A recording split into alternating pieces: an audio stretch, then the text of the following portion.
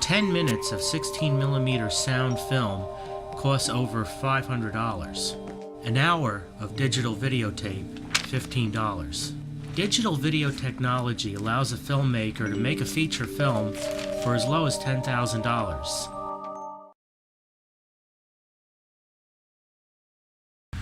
Sounds good for you? Okay, and action! In the last 2 years, I completed 2 feature films on digital video. The first was Sharp and Sudden, a chase thriller about a fashion model wrongly accused of a terrorist act, and was Every Move You Make, which concerned a young woman that's hounded by a stalker.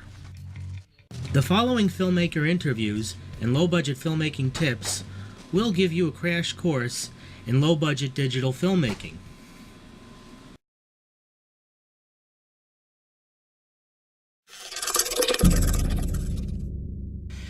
Horror director Wes Craven said that Roy Frumkes and Rocco Simonelli know the film business like Dante knew hell. Roy produced The Sweet Life, a digital video romantic comedy which was directed by Rocco. Okay, so Roy, why digital? Well, the obvious answer is because it's cheap. And the obvious answer is the real answer. This was a script that I budgeted for 35mm and for digital video.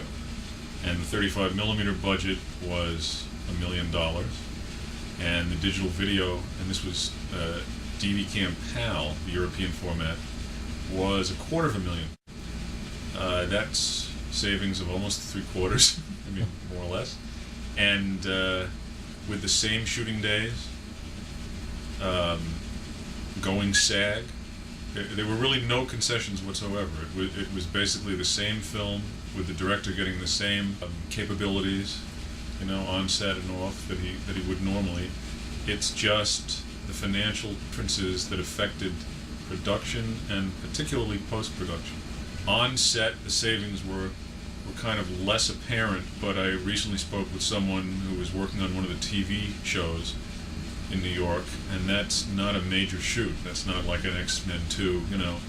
It's just a weekly TV series, and the camera crew consisted of 6 people, and that was considered average. Our camera crew was 2 people. But still, I would say you move quicker shooting digital video. Lighter equipment, you know, faster lighting, moves along.